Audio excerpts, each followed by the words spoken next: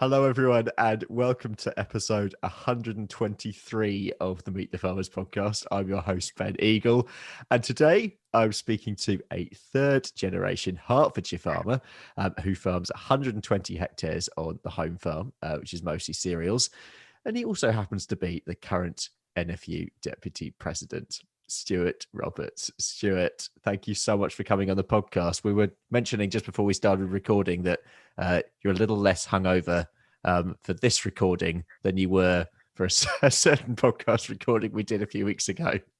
I haven't got a clue what you're talking about, Ben. That podcast was entirely professionally done, and I thought I had a pretty good impression. But no, it is. I am feeling as fresh as a daisy this morning, and luckily I'm actually out visiting some farmers today, which is a novel experience after the last 18 months. Yeah, I was going to say, I mean, that must feel, especially from your point of view and in your position, that must be brilliant to be able to be getting back out onto farms again. Yeah, it's really interesting. Look, I'm sat here at the moment in a service station, so all of us thinking I'm not sure it is such a good idea. But but me, and look, anyone who takes on these sorts of roles, and I know in some ways, you're a similar personality. We like people. That's why we do things. It's all about people, and it's not the same looking down a screen as we've had to do for the last 18 months. I was up. Couple of weeks ago, I was up at the Yorkshire show up at Harrogate, and it is just fantastic to be able to just see people, talk to people, shake hands. I think you're allowed to shake. I can never remember if you're allowed, but I have shaken hands with a few people, and it just feels as though we're coming out the other side now of what has been a pretty horrific 18 months for everyone, whatever walk of life you've been in.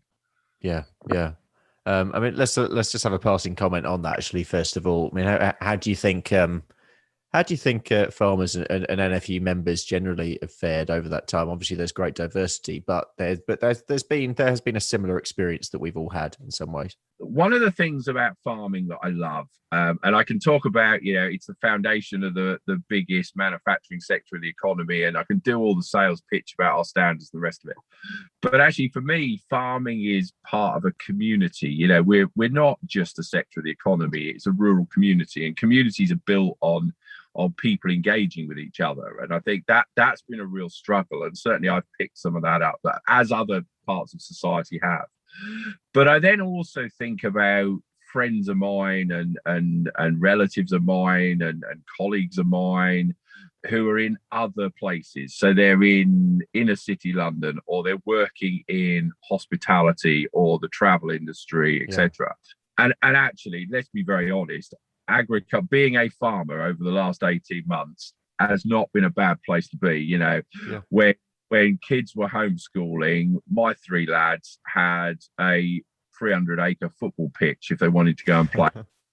And one of the things that probably the single biggest impact I've seen on my farm, and some farms have been really affected. I can remember some of the dairy guys in the early days who were very much into food service sector. Certainly the horticulture guys, really devastating businesses at the time. Some of the guys growing ornamentals when garden centres were closed for Easter, etc. Really, really big economic impacts. But the biggest impact actually on my farm has just been the number of people I've seen. I've had thousands of people. There's one Sunday, we might have talked about this before, but there was one Sunday afternoon where I had 4,000 people walk through my farm. I mean, reaction is I'm a farmer, right? I need to play the caricature of get off my land and these to be sent away.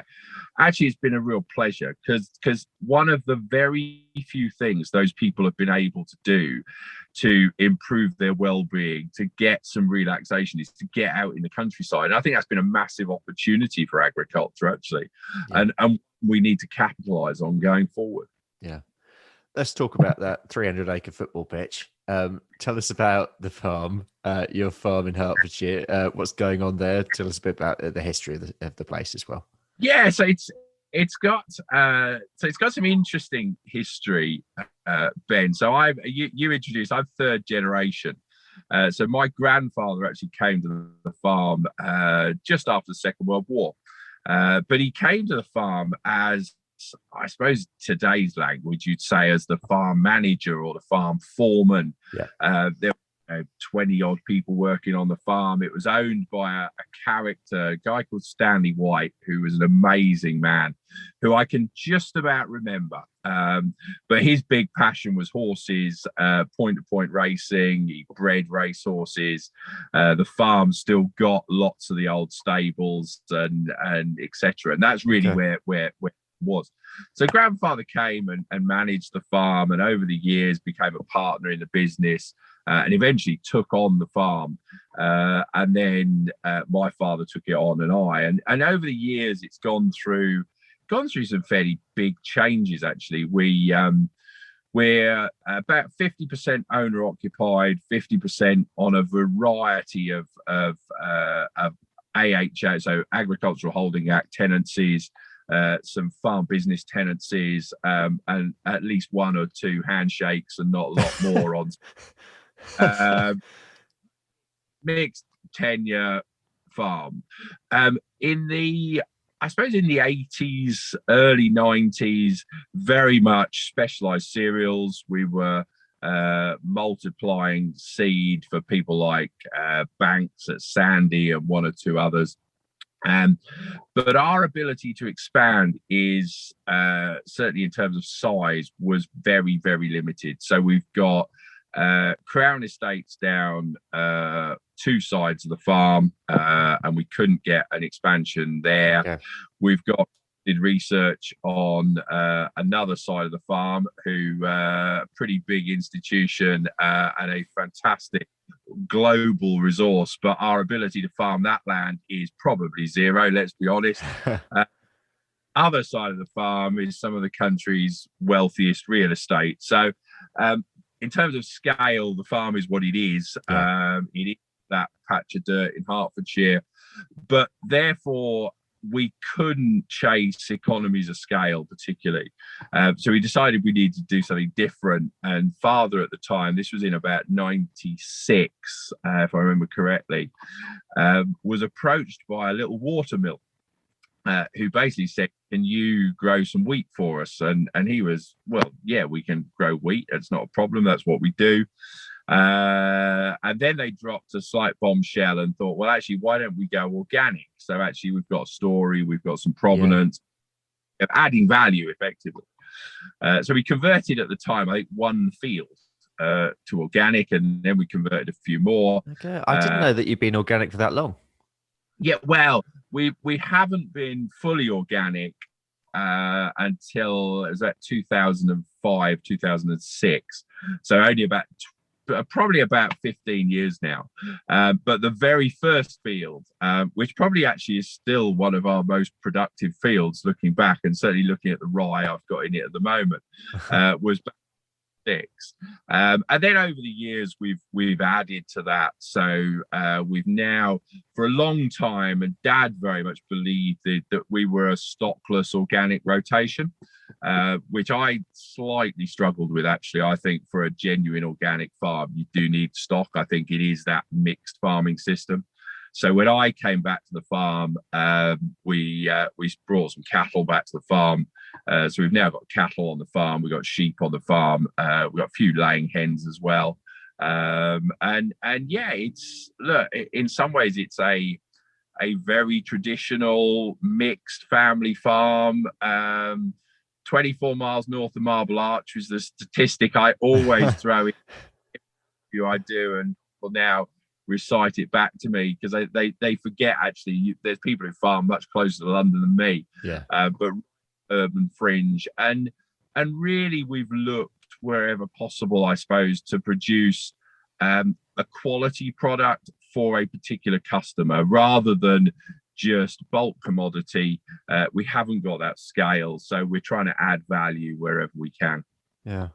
Going back to your childhood, actually, no, before we do that, I want to talk about your NFU career a little bit later on. But do you think that the fact that you are a mixed farmer and you have some experience with different enterprises, do you think that helps you're with your NFU hat on in terms of approaching people in different disciplines?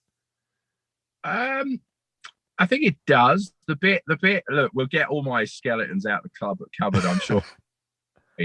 Ben, I think actually probably the thing that is equally of value is a lot of the other roles I've done, and we can talk about some of that. Yeah. I'm sure.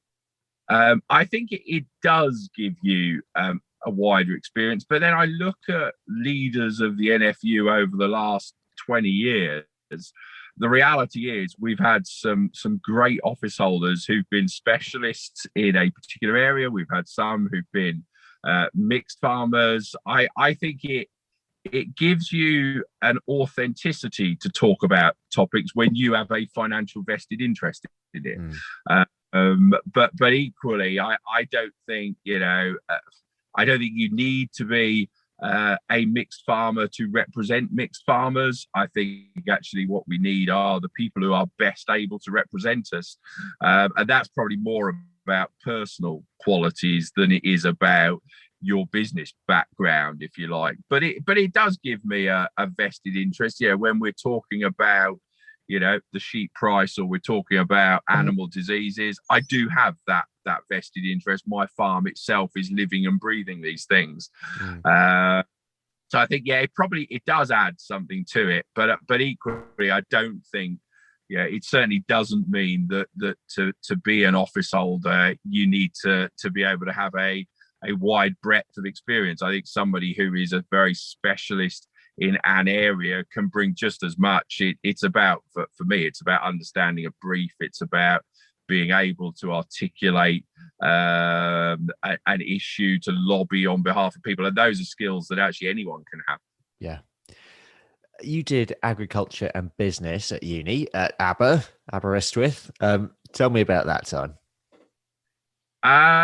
It was a fantastic period. So I was really keen to this go. I'm now going to annoy at least probably in today's statistics about 5% of your listeners, but I was really keen to go to a university that didn't just focus on agriculture. Yeah. And I'd applied to a number of universities, but Aberystwyth was really the one when, at the time, agriculture, and it was one of the very, very few universities where agriculture was on the main campus. So actually the agriculture building was next door to the political sciences building that was next door language, and it's a fantastic site. And for me, I wanted a breadth of experience. I wanted to learn about agriculture, but actually, let's be honest, university is about developing you. It's not necessarily about all the science and the technology that you pick up. So I think that was one of the things. The other one, in a slightly, I suppose, slightly strange way, is I wanted to go somewhere that was a long way away, and there was a little bit as well. I found, particularly with Aberystwyth, look, let's be honest, it is a bloody long way from anywhere. Okay, and you didn't find everyone disappeared on a Friday afternoon. It was 7-day university life, because actually it was a long way. I think I went home. I think I probably went home during term time. I went home probably on one occasion a year, which was to our local agricultural show, which I'm still involved with now. And that was it, because it was a 4.5 hour trip. It was a hour round trip to get home. So you didn't do it. Whereas I think if I'd been at Harper or Cirencester, or if you like some of the perhaps more obvious ones, you were only a couple of hours from home. When you finish lectures on a Friday afternoon, you're home by Friday evening. You wouldn't have, and I think you as a person get a lot more from that. The other thing, and I'll be very, very honest about this, is I was academically challenged. Okay, I don't mind. I'm the only person I've ever met who has an A-level result which was an N. Okay, so I got an N in A-level physics. Okay, which is I still to this day do not understand why I took A-level physics. It is I thoroughly thoroughly enjoyed it, but I still don't understand it, and it was really complicated, and I found it really difficult. And I got this N, and I said to somebody, "So, well, what's an N?" And What they is said, an "Well, N? exactly. So an N is a near miss. So talk about a kick in the teeth. It's not only effectively it is a U, but by the way, you only just missed out on an S. And I still got this statistic. And I tell a lie. I have come across one other person who's had an N, so they do exist. And so I scraped through. I got one A level. I got two ASs, one of which was general studies. I suffer badly with dyslexia. I struggle to read. I'm pouring my heart out to you here, Ben, and really struggled at school. I don't mind admitting I enjoyed school and I had a great time at school, but I was slightly academically challenged. So that did also slightly limit my options in terms of where I could go. But I then got to Aberystwyth. And it's really interesting. I found a subject that I enjoyed probably for the first time in my life. I found something I enjoyed, and I actually then really thrived at it. So and then I was actually, I think in my end results, I got a 2-1 in the end. I was just on the cusp of a first and a 2-1. Okay. Not by trying any harder than I did at school, but by being enthusiastic about the topic. I can remember I did one of my favorite subjects at the time was we had this slightly crazy soil scientist lecturer, and I got 78% in my exam in soil science. Right, this is unheard of. Right, Stuart Roberts doesn't get 78% in any. And I think it's a great lesson for anyone that find that thing you're interested in, find that thing you enjoy, and if you like, the success will follow and it'll thrive. Whereas spending all my time at school on subjects that looking back, I probably just didn't particularly enjoy them. I didn't understand them. And actually, why did I get an N in A-level physics? Because actually, I could never get my head around it. I could never take a massive interest in it. Yeah, just wasn't your subject. And it took me, 18 years or whatever it was to find that subject that I really enjoyed. Yeah. And then I did all right with it. But look, my English was still as bad as it ever was. And I still struggled to read, and I didn't enjoy going to the library. But I found some people that I enjoyed spending time with, some lecturers who took an interest in me, and I took an interest in that. Yeah, it was just a fascinating period, and a place I still go back to very occasionally. I've gone back and spoken to at Aberystwyth on 3 occasions in the last few. In fact, twice since I've been an NFU office holder, and once just before. Okay. And it's still got the same atmosphere there. I think it is still a 7-day university. Yeah. I also look back, and in my first year, I was thinking about this the other day actually. In my first year, I lived with 6 other people. So there was a girl doing political science or politics. There was someone doing art history. There was someone doing English. There was a geographer. Yeah. And then I can't remember what the other one was. And then myself as the agri.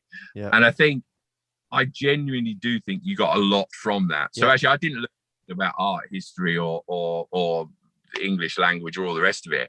That was their subject. But I think you just get people who look at life different ways. You get the people who understand problems different ways. And I think, bringing artists and scientists and others together, it was a really great mix. And I thoroughly enjoyed it and got a lot out of it. And I was just the other bit, and my wife teases me about this because she's just paid off her student loan. Okay. And that's not quite true. A few years ago, not many years ago, a few years. Of course. I still got a grant, and I was in Aberystwyth the other day, and we were down on the Welsh coast for a few days away. And I said to Emma, that's where I used to go at the start of every term to collect a cheque to pay me at university. And loved every minute of it. Yeah. And that all led to you working at MAF, the old Ministry of Agriculture, Fisheries and Food. But what were you doing then, and what did you learn from that time? So this is right. So this is where we really get the skeletons out of the cupboard, right? So Here we go. This is where we start to move from Stuart Roberts, the older who's a farmer in Hertfordshire, to okay, he also worked in the civil service and will then other bits, I'm sure. And look, so all I ever wanted to do was farm as a kid. All right, it was where I was happiest. But the bit I forgot to say at the start is I was never born on the farm. So dad worked for Lloyd's Bank for most of his career. And came back to the farm when grandfather got very ill, and he took over the farm. The theory was I wanted to farm. I was only 10 at the time. So dad came back to look after the farm. And then when I went to ag college and came back, I could then have the farm. Okay. It did take me 20 years to get rid of him. So I had to go and do other things.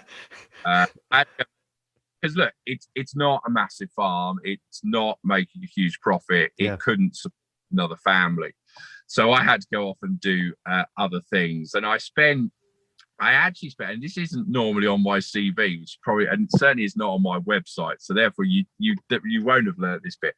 So I did a couple of years doing some farm contracting down in Windsor and Maidenhead. Working with some brilliant farmers, and actually some farmers who now, through the NFU, I've got back to know. So people like Colin Rayner down at Heathrow there, and William Emmett over towards Maidenhead, the late Tom Copus, who unfortunately just passed away. Yeah, some massive farmers in that area. So I spent a couple of years farm contracting, but I then did think I probably need to get a proper serious job. I learned a lot of that job, but I thought I fancy doing something different. I think it was in the Farmers Weekly, and I can't quite remember, but it was basically a generic advert for new entrants to. Now, I can't remember if it was the whole of the civil service or it was just MAF. I think it was probably just MAF. And it was just a very generic advert. You know, we're looking to recruit new people. And I got a reply back from my application inviting me to go and do an exam, basically. And it was at Wandsworth Town Hall, of all people. I can remember it. And we were all lined up in these desks. I can't remember what it was. It was some multiple choice thing, or probably these days you'd say it was a psychometric test or something, but it wasn't metric to anyway. And then didn't hear anything for weeks and weeks and weeks. And then got a phone call and said, "Oh, we'd like to offer you a job." And it was a proper job. It was up in London, in Westminster. I was in Whitehall Place, which was one of the proper old-fashioned original MAF buildings. It was a wonderful building. And I was asked to look after food contact materials, okay, or work in the team that looked after food contact materials. Basically, this was about chemical migration from food. So things like, you might remember, in fact, you're too young to probably remember, but issues around chemicals migrating from clean film into cheese, for example, and things like. And I worked on this policy area. It was not the biggest, sexiest policy area in DEFRA or in MAF at the time, but I found it quite interesting. And I really wanted to work in farming, okay, and farming policy, but clean film was quite interesting. Yeah, clean film was fine at that stage.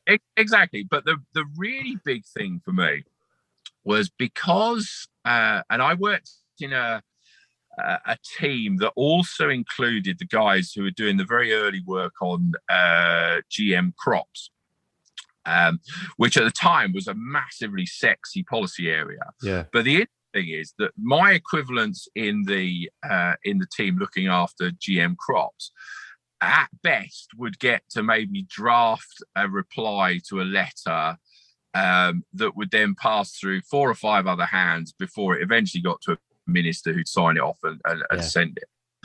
Because my area was slightly less sexy and arguably slightly less controversial, I actually got to go to Brussels and negotiate things. I remember how proud my mum was the first time someone took a photograph of me, and I was sat at a desk in Brussels with one of them little Union Jack flags in front of me, like some big NATO, and so I gained so much from it because it wasn't the profile that was GM crops or common agricultural policy or whatever it was. You actually at a relatively junior age got to do some quite big stuff. So spent quite a bit of time in Brussels negotiating, and then sort of moved through there. I've got to say I did get slightly bored of clean. There's a pattern you'll see developing. I did get slightly bored of clean film policy, but then moved to a really interesting area. So I was in a part of MAF that became the Food Standards Agency. Okay, and this was more press office related. Correct. So I was there at the birth of the Food Standards Agency in their communications team, doing. I suppose I was doing crisis communications as much as anything. So I got involved in things like there was a botulism incident in baby milk powder. There was lots and lots at the time of shellfish food poisoning issues, and general communications for the FSA in their press office, or what became their press office. And really, really enjoyed that. Actually, it was a fascinating period, and one that taught me quite a lot, particularly around the media, around communications. You were absolutely at the heart of the organisation, so there wasn't any issues that were floating around that didn't cross our desk effectively. And I found that a really, really interesting period, and have a lot of respect for the guys and who basically taught me so much at the time. But then I had always had this yearning, I suppose, to get back to agriculture and agriculture policy, and was approached. So this wasn't me getting bored this time, okay? This was me being approached to go and do and lead a team at the time involved in the winding up of the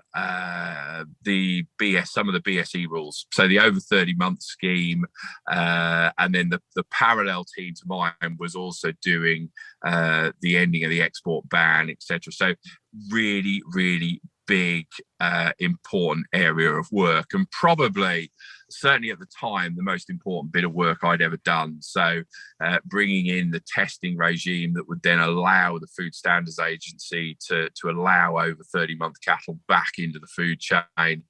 I can remember working with we used to have these massive stakeholder meetings of there'd be 40 or 50 people around this table because everyone had an interest. So consumer organizations had an interest. The byproducts rendering organizations had an interest. The meat industry, obviously, was my first sort of engagement with the meat industry, had a massive interest. And ultimately, it led to a huge impact in the farming industry. All of a sudden, that population of animals that had no food value and hadn't had since the start of BSE had that value. And you started putting some financial impacts on it. And this was hundreds of millions of pounds in terms of what it could put back into farming, but needed to be done in a way that absolutely at its heart safeguarded public health. That's what BSE controls were about. And I did that for, it was probably 2.5-3 years off the top of my head, leading a lot of that testing regime. We had to do trials. I can remember I'd often, and it was also the first real time I spent time with ministers, because up till then it was always either your senior guys or your area was never that important to be in front of ministers. BSE was obviously a big hot topic, and therefore that was sort of the first time I suppose I started to spend time with politicians and with ministers, and it was and I'm not going to say it was the most interesting job I've ever done, because actually some of what I've done since, and certainly what I'm doing at the moment, is the most interesting. Yeah. But at that time, it was probably the biggest thing I'd done in my life. It was, it was a huge policy area, and one that I found absolutely fascinating. And looking back, it was probably so important, so big, so exciting, that actually ultimately it's probably the reason I then left the civil service, because I couldn't see what else I could do that could match it, if that makes sense. Yeah. I did do other things and had some really interesting other work, but that was almost the high watermark, if you like, that was because it was really tangible, and now, if there is a legacy to what I did in the civil service, it is the fact that the work I did effectively allowed the FSA to give permission to allow those animals to come back into the food chain. And all these years later, we've been doing it now for a very, very long time. And it was a fascinating period. Yeah, because interestingly, you were also involved in the policy and advice stage. Am I right in saying in foot and mouth and also blue tongue? Jesus, yeah. You say right. So we got BSE, foot and mouth, blue tongue. There's a little bit of a pattern developing here of every crisis the industry's ever had. Stuart's fingerprints are somewhere near it. And you're right. I did. So the 01 outbreak, I got involved not a little bit. I got involved in the response afterwards. So you remember Don Curry did a really influential report at the time, and I got a bit involved in some, or fairly heavily involved in some of that, and how government responded to that. The blue tongue and the 07 outbreak was actually after I'd left DEFRA. It was quite an interesting period. I eventually left DEFRA to take up the role of the chief exec at the British Meat Processors Association. And I left DEFRA. This was an unbelievable period of my life that I can almost still relive every minute of. I left DEFRA on the Wednesday. I finished there. On the Friday, I was off on my stag do. We went to Silverstone for the weekend. Okay. But at 6 o'clock on the Friday morning, I got a phone call to say my grandfather had passed away. Oh, gosh. Which a week before a wedding was not great timing.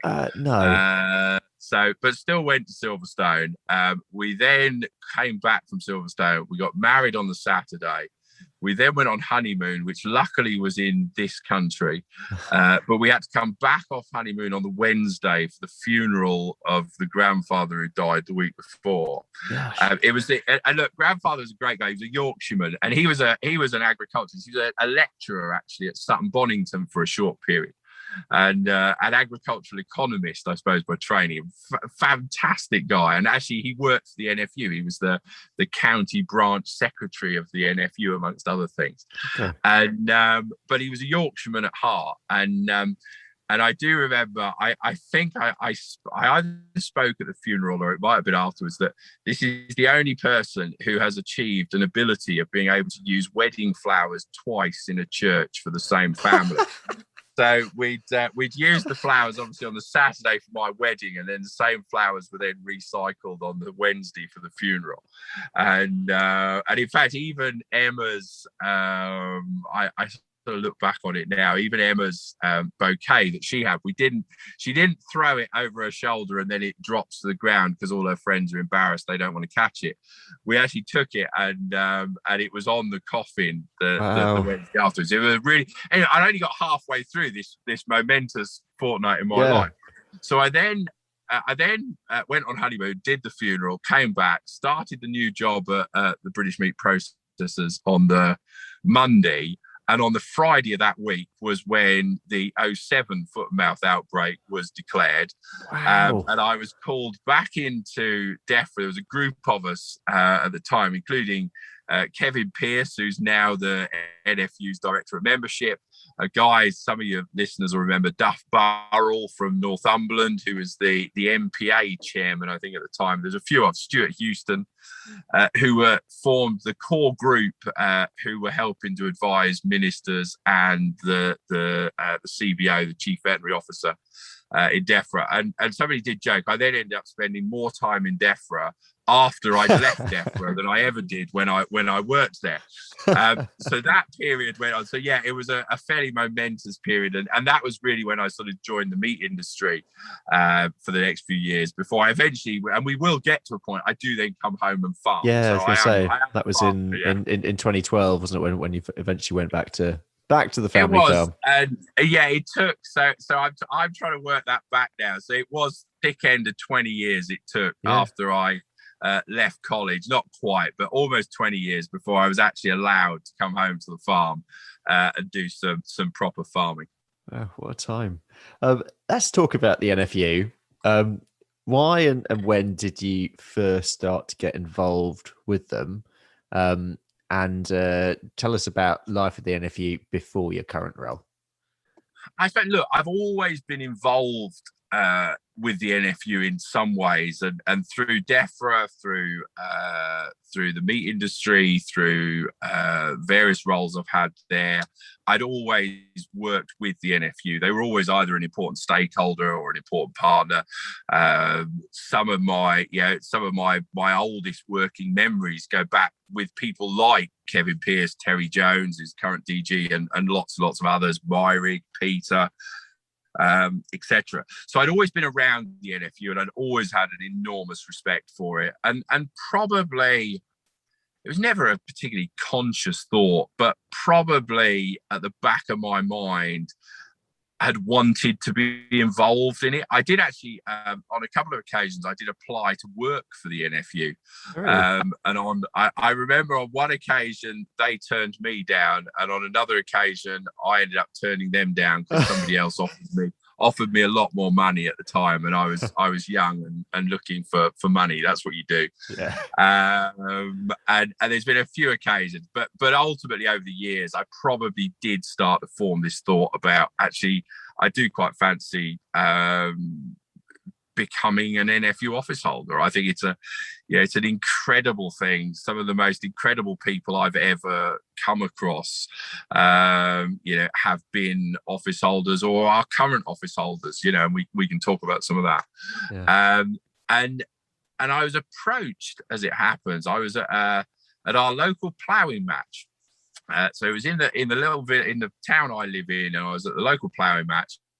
And as is often the case with these things, we've got a vacancy for the NFU county chairman. We think you'd be an ideal candidate, and we don't have anyone else we want to do it. Are you up for it? Knowing full well they knew what the answer would be, because actually I quite fancied going on to NFU Council and being more involved in the NFU. Yeah. And so I took on the role of Hertfordshire County Chairman. And then obviously with that you've got all the local responsibilities, but you also sit on NFU Council. You start to get more involved in the organisation, and every time I've been involved in the organisation, or I've got a bit more involved, I've got more respect for it. And I think it's really interesting, when I eventually became an office holder, every time you go up through the organisation, so either a branch chairman or a county chairman or sitting on a commodity board or involved in a group, you get to see a bit more of it. And actually, with every bit more that you see, you get an even bigger respect for it. And the people involved, the staff at the organisation, the advocates we've got up and down the country, it is just an unbelievable organisation. And I genuinely do pinch myself that I'm the deputy president of the National Farmers Union. Yeah. It is an incredible feeling. Yeah. And I'm sure I get more out of it than the organisation gets out of me. I'm almost certain of that. But maybe that's a terrible omission. But I genuinely, it is the most incredible organization I've ever worked for. It's the most amazing role I'm doing.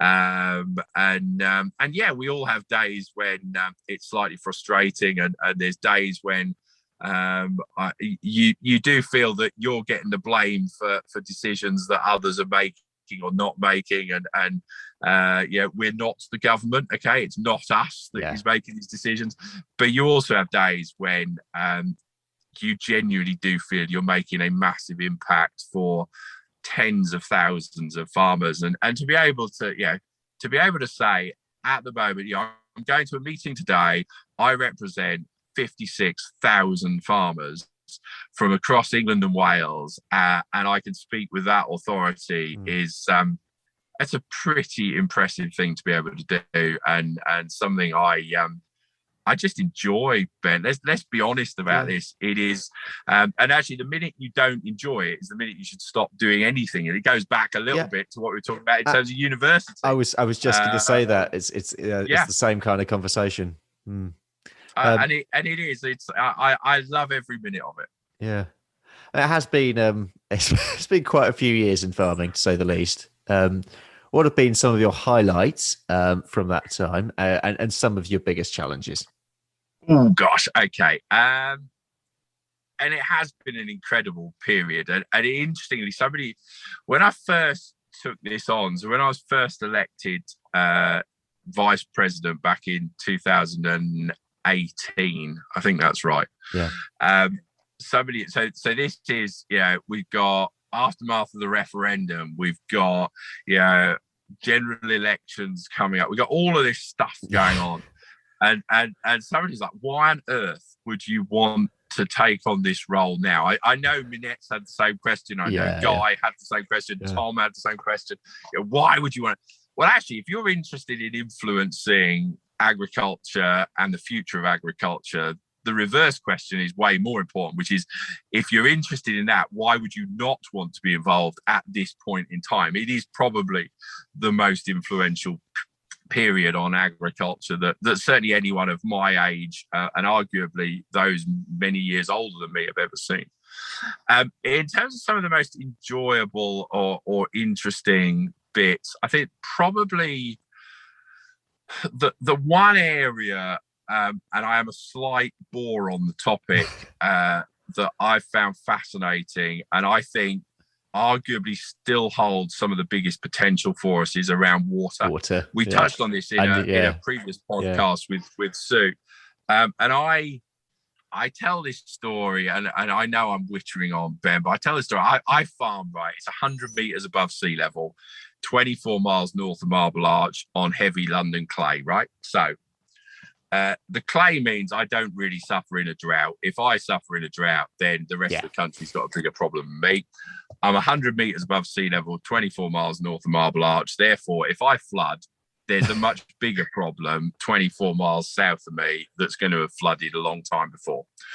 And I had this view that therefore I didn't really get the importance of water. I don't live in an area that's got an internal drainage board, etc. And Minette said to me on the very, very first day, she effectively goes through this process of who's going to pick up what policy areas.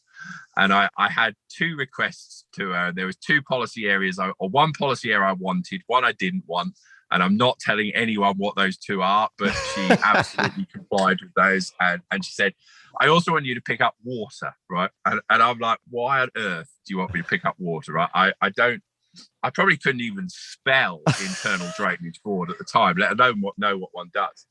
And so it's very simple. She said, because I've had water for the last 4 years, and it is the most interesting, the most enjoyable subject area. I said, okay, I'll pick it up. And I met with the policy guys that we've got. I met with the guys at ADA, the Association of Drainage Authorities. And Minette was absolutely right. It is the most fascinating area. I think, for me, it's an area that we've just massively missed an opportunity in this country.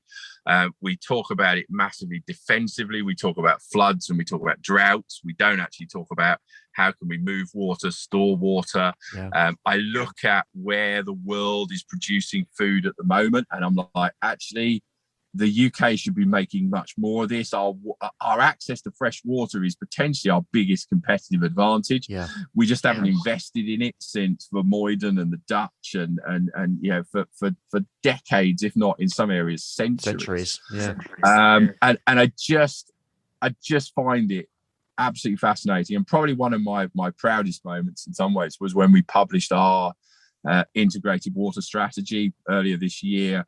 We got two colleagues when it comes to water, in particular, Paul Hammett over in East Anglia and Myri Barnes in Stoneleigh, who look after floods and water resources.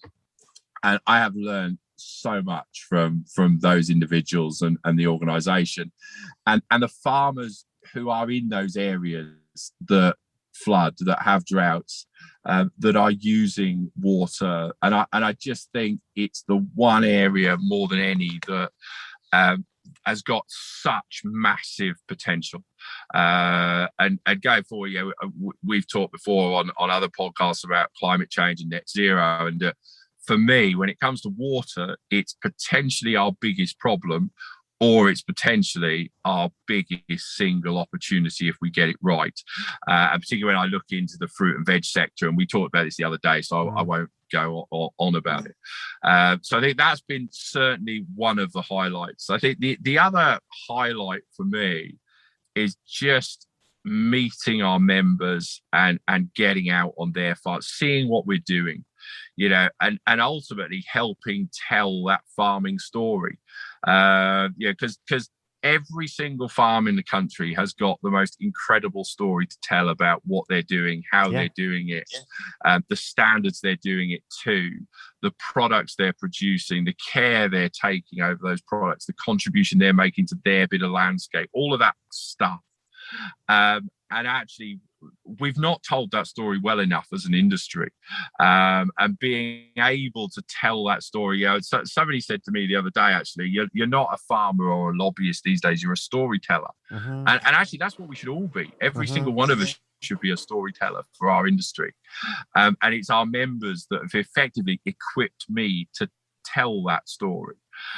So look, there's some of the highlights, some of the not the low lights, but some of the challenges is it's hard.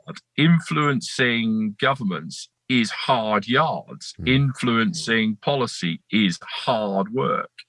And you don't always get what you want. That one of the big frustrations is there's lots of things that don't happen because of what we've done and what we've influenced, but nobody's ever aware of those because actually they didn't happen. You stopped that policy, you stopped that proposal. The ones that people see are the ones that do happen, and then you're always accused of why didn't you stop it, why didn't you change it? And look, ultimately we're not government ministers, and until I find 350 mates and we all get elected to parliament and we then are the government, then actually at that point you can criticize us for the decisions that government have made. But I also think it's and it is at times frustrating because we're not able to do that. We can only influence, we can only provide evidence, we can only articulate our narrative. We can, and I think we do it better than any. I think the biggest strength of the union is it has this balance, and I don't see it in any other trade association. And I'm not talking here about farming. I look at things like the CBI or the FDF or others. We have, on the one hand, an unbelievably brilliant professionals, international experts, someone like Keris Jones on climate change, an international expert in her field of knowledge. But we've also got farmers who provide unbelievable authenticity because we're the ones who've got the vested interest in that area. And what you see in lots of other organizations is they get headed up by very, very professional, impressive people. But we've got this balance of unbelievably well briefed, authentic members, but an impressive set of brains behind the scenes in terms of those officials. And I think just to be involved in that machine is incredible. But we don't get everything we want, you know, and it will always be frustrating trying to influence those things, and also at times. And I think this is where this isn't necessarily a farming issue. I think this is an issue in society as well. Yeah, issues have become more polarized. There is differences of opinion, and actually, it's not possible to give everyone what they want. You know, people have diametrically opposed views, and you've got to balance those sometimes. And there's also a big challenge in any organization like this of balancing. We're a membership organization, right? We represent 56,000 members. We represent them, okay? But we're also the National Farmers Union, who are the leading organisation in farming, in my opinion, and nobody will ever persuade me of anything other than that.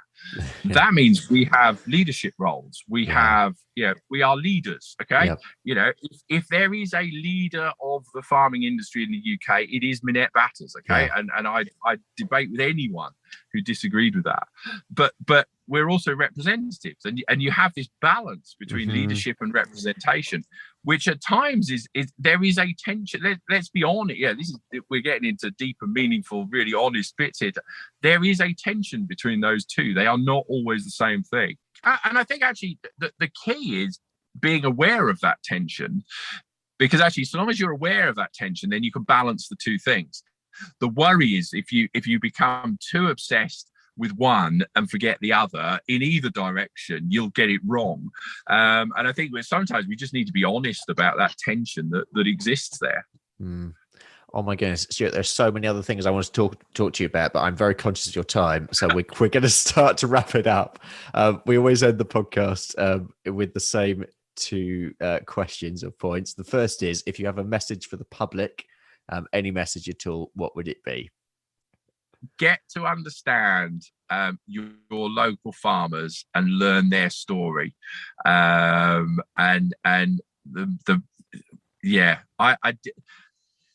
more about farming. Get out there, enjoy the countryside, and understand better where your food comes from. Brilliant. And finally, a message for farmers. Become better at telling our story. We've all got to do it. Every single one of us has got the most incredible story to tell about what's happening on our farms. We all expect somebody else to tell that story to the public. And actually, we're the only people who really should have the responsibility of telling it. So let's all become better storytellers. Brilliant. Stuart, it's always a pleasure. Thank you so much for coming on. And like I say, there are so many other things I wanted to talk about. So exactly. Maybe we can have you on again at another point. Maybe we can do another. Can I make a suggestion? Next time we do it, we don't do it when I'm sat in a service station with the engine turned off. So I've got no air conditioning. It's getting rather unpleasant in here at the moment. And I've got to say, I've never looked forward to turning on my van engine more in my life than I'm about to do now, Ben. Well, I think that's a great point to end it. I'm sure you'll have a great day. Thanks so much for going on. Thank you very much for listening as well. Join me next time when I'll be talking to Adele Jones from the Sustainable Food Trust. But for now, have a great week, and I'll see you next time.